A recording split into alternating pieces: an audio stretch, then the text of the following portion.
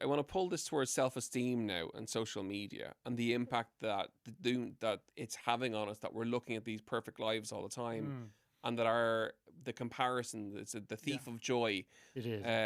And like, we're not looking at perfect lives, are we? What we're looking at, are highly curated photographs. So, let's say, I don't know, Kim Kardashian, and someone's scrolling, and let's say I see a photo of her. It is a photo that has followed hours of styling, teams of colorists and professionals I've never even heard of making this image, which is then highly curated and presented.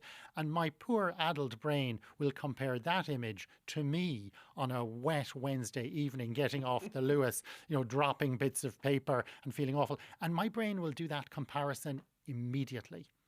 Less than a microsecond later, my logical brain will dismiss the comparison as ridiculous, because I'm comparing a real life, me on a regular day, with someone, on a highly curated best day.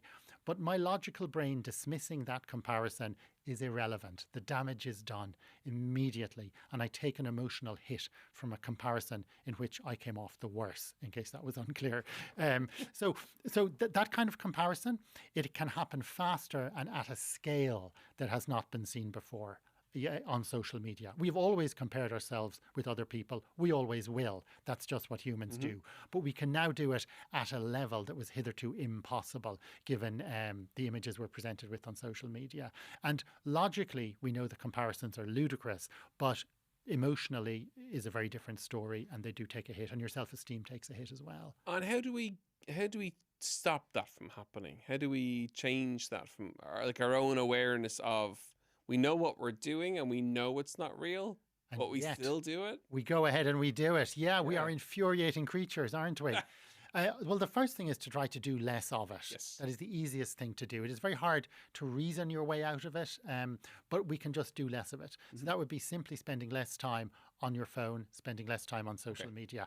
That is the answer to it. We will always compare ourselves with what we see, and we will often compare ourselves negatively. So I suppose remembering the images we see are unreal and doctored, as most of the images people themselves put on social media are. Oh, we're all at that. They're highly selected, and the same with the other person. But simply spending less time on the phone and less time on social media is the only solution ultimately, or indeed quitting social media completely.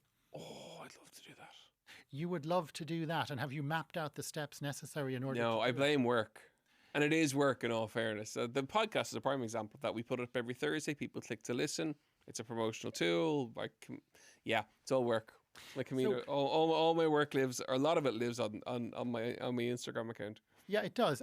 So that's work, and yet it has personal impact on you using social media as it does on everybody else. So I guess it's helpful to remember, for these celebrities, it's work.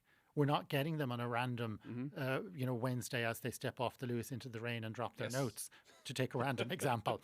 It is work for them, and we're comparing their best day at work with our average wet Wednesday afternoon.